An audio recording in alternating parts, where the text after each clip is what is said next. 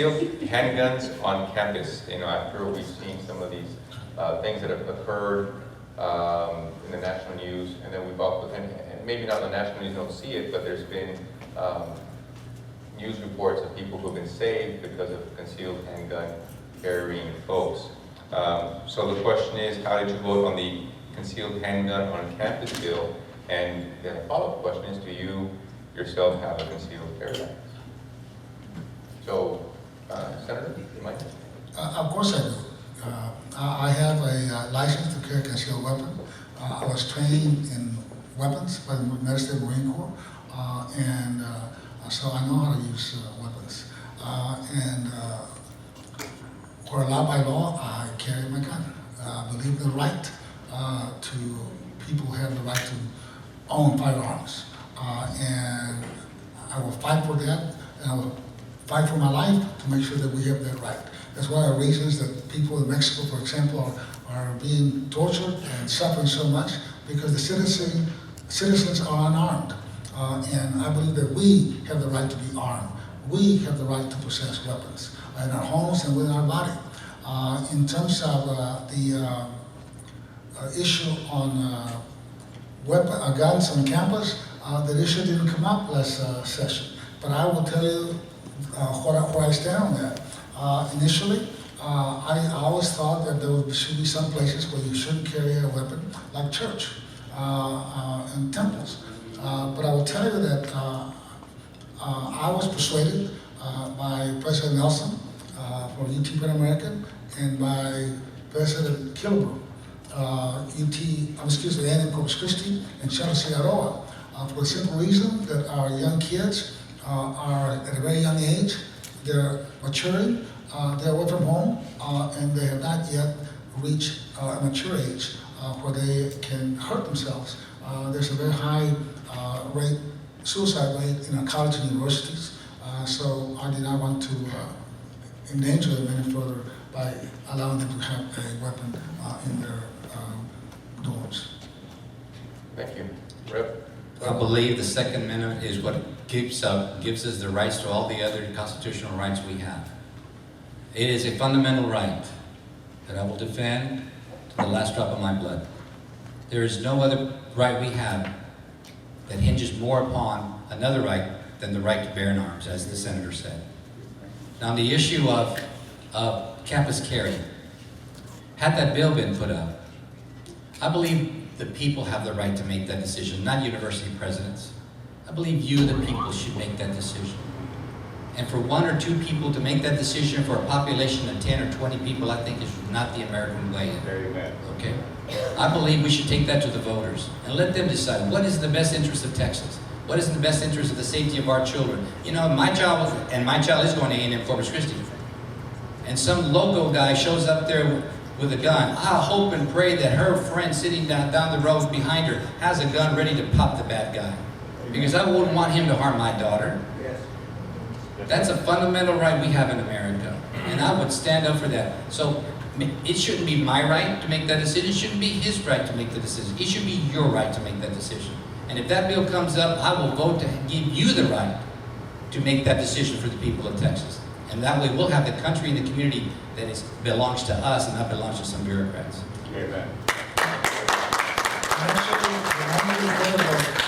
The only recorded vote on this issue, when the vote came up for the issue and piece of legislation came up for a vote, the Senate session before last. Well, thank you, gentlemen, and we're out of time. And if you'd like, I will offer you each 3 minutes for any closing remarks. Thank you. Thank you very much. Ladies and gentlemen, thank you for taking time out of your busy schedule. What you're doing today is a great example of what still reminds me of what Ronald Reagan said in the 80s about that Chinese city of the hill. The Tea Party reignited that passion in America. The Tea Party, in its purest sense, reminded us of the importance of taking part in the political system. The Tea Party reminded America to stand up and speak its values, economically, religiously, community-wide, but that's what you did 4 years ago, and I applaud you for that. We needed an awakening, because just look at what's happening in America today. Our religious freedoms are under attack. Our political freedoms are under attack. We have regions of the country that are governed by a single party and dominated. That's not the American way. Tonight I'm here to ask you for your vote for a simple reason. Because I will represent your voices in Austin. I will represent your values in Austin, not my own political values, not my own political ideas, but yours, working together, hand in hand. Your voice will be mine, and your values will be mine. For too long, I am firmly convinced that South Texas has not had a voice. Not like that. Oh, we've had politicians. We've been basically controlled by the Democrat Party for years and years. And what do we have for that? Loyalty that we've given them. You know what a group of elderly told me? All we have, they told me, are broken promises.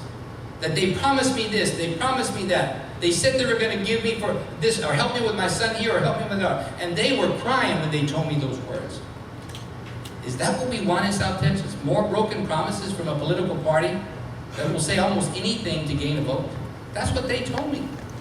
I'm running to give you an option, to give you a real choice of someone who has been in the trenches like you have, raising a family, working hard, and believe in the system of America and democracy, where you, the people, have the voice, not the institution of government, not the individual, the senator or the governor. And I promise you this, I am not beholden to any political party. I am not beholden to the Republican Party. I'm not beholden to the Independent Party. I'm not beholden to the Democrat Party. I will not be beholden to any special interest also. But I will be beholden to three people: God, my family, and you, the voters of our community.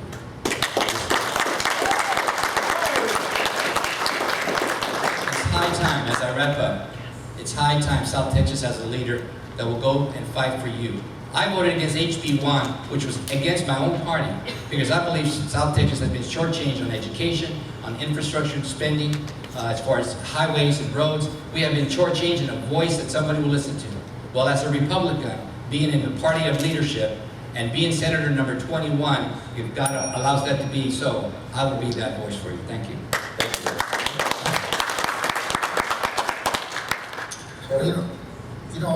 That's great rhetoric. Let's look at the facts. I wouldn't put my record against anybody. I served on the Sunset Commission, doing away with wasting government, trying to make it more efficient, doing away with state agencies, and merging with duplication. I, myself, with Senator Tommy Williams from the Woodlands, write the border security budget, because I believe in the secure border. Every session, we appropriate about $150 million more to get helicopters, gunboats, and make sure that we have the state-of-the-art communications for our DPS officers and law enforcement. I will also tell you that I have worked very hard to bring jobs to South Texas.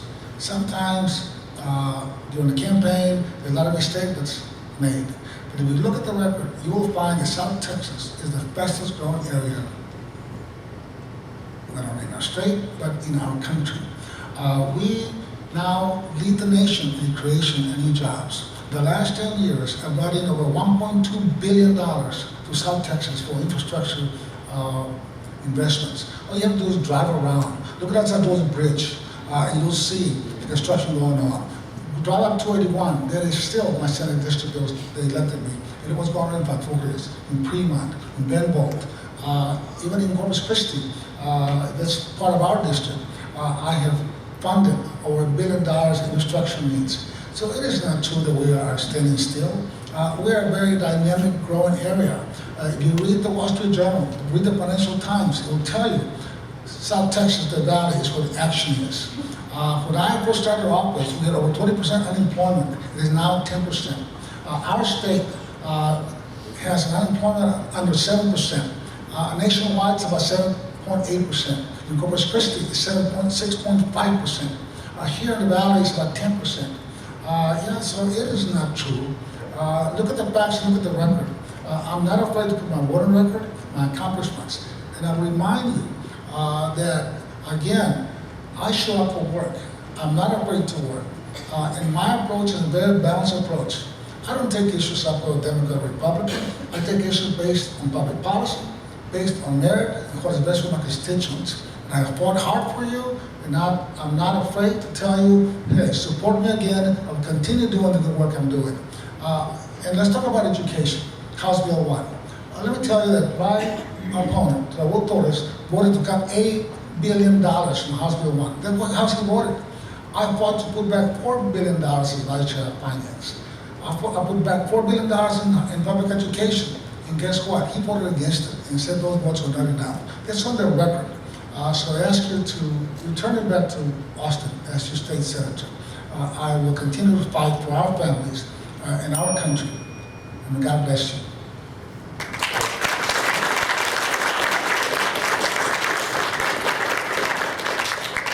Okay, we have about 4 minutes. Take a couple of questions from the audience. Raise your hand. The first gentleman up here in the front. My name is David Bettis. And I was born here and raised here in McAllen. I remember when the hamburgers were 5 for $1 and the Cokes were 10 cents. I was going to ask Mr. Torres, if you're elected to the office, sir, are you going to be business friendly? Are you going to try to create jobs here in the state of Texas instead of welfare?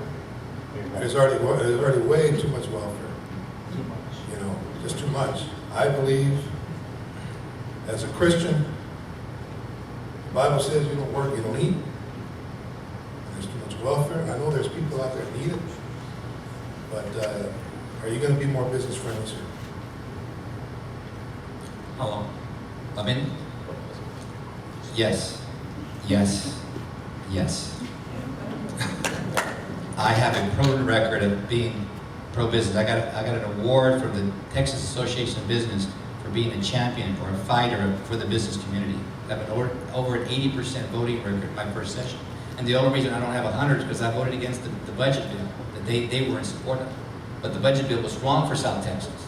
It was wrong the way they did the accounting. It was wrong that they shortchanged our education funding. And unlike what the senator said that I voted for it, I voted for it in the committee. I voted when the final bill was drafted, and I found out that they did not give South Texas our fair share. I voted no. That's the vote that matters, ladies and gentlemen, when it really matters. And he voted yes. He threw South Texas under the bus.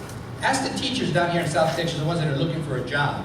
Ask those students that are crowded in those crowded classrooms how they feel having to deal with all those students who want. Ask them. They're right here in our backyard. He voted yes. I think it was the only Democrat who voted yes. You know, let me respond also to the same question. I think Mr. Raul Torres is being factually dishonest. It's on the record that he voted to cut $8 billion from public education. And I fought to put back $4 billion. Not only that, he also voted to cut $254 million from the grant financial aid to college students. I put back almost $200 million back as Vice Chair of Finance. I led those fights. And also I will let you know that the Texas Business Association endorsed me because of my business approach and being business friendly. In addition, the Federal Independent Business Association also has endorsed me and pushed for my re-election because I am friendly toward business. I am helping lower taxes for small businesses, and the record speaks for itself. Thank you, gentlemen. I would like both of you to answer the question. What is your stance on voter ID for the people of voter ID? The question was, could you please tell us your stance on having a photo voter ID? I will tell you where I stand. I think it's a good concept. I think we implement it over time. It's very workable, and that should be our goal. But what we cannot do is impose and implement voter ID from one year to the next without giving the opportunity for our citizens who don't have a driver's license. Texas passed legislation that's one of the most restrictive voter ID laws in the nation, where you cannot use your student ID, you cannot use your business ID or federal government ID. You can only use your gun permit. You can only use your driver's license. And unfortunately, we have many people who do not have a driver's license. Eventually, we will get there. And I would like to see the state of Texas provide more access to provide a free photo ID to people. I think that ought to be our goal, but we cannot do it overnight. Other states have passed it, but given a broader range of options, how to prove that you are who you say you are. trustworthy? I'll take my first 10 seconds. Just for the business record, the Business Association record on this gentleman's business voting record is 46% over the last 10 years. Now, if you think that's pro-business, good luck. Now, back on the photo ID business. We passed photo ID because that's what you, the people, wanted. And what do we have? We have the liberals taking it to court, all the way to Washington, where their friends, Barack Obama and the rest of them, decide they don't want to do the people's business in Texas. They want to challenge Texas, and they've been successful in their arguments. Look, I just came back from a couple of weeks ago visiting with the group down in Las Milpas. Anybody know what that is? Oh, yeah. You know what they told me? They told me, Representative, they wanted to call me Senator. I said, Representative. They said, please get us voter ID. Now these are Democrats. And I said, why? They floored me and said, because of the corruption, the voter fraud. Please bring us ID. Now, if that isn't the strongest testimony that I've ever heard, I can't think of anybody else. Democrats asking for voter ID. Thank you. We're out of time, so we have one last question, and the answers will be 30 seconds. Yes, I would like to address this to you, Senator Hinojosa. Yes, ma'am. I would like to ask you if you've ever seen an abortion. No, ma'am, and I do not want to see one either. You voted for them. No, ma'am, I'm sorry, I disagree with you. You did. Well, You I'm so voted. sorry. You lied. You know what? I was telling you so, so settle down. I'm glad that we have freedom of expression, you know. We'd like to keep I this just- respectful, please. Yes, please. I'd like to tell you that I worked in an operating room, and when those little babies are aborted, they're perfect little human beings, and you can see through their skin, you can see their vessels, you can see through their abdomen, you can see their inside. And I just want to leave that with you. Judge Flores, do you want to respond? No, ma'am, I have never seen one. And like the senator said, I hope I never have. Thank you. Well, with that, that's the end of our time. We want to thank the two gentlemen for being here this evening and for coming out here and spending some time with us. We know you have some other places to be.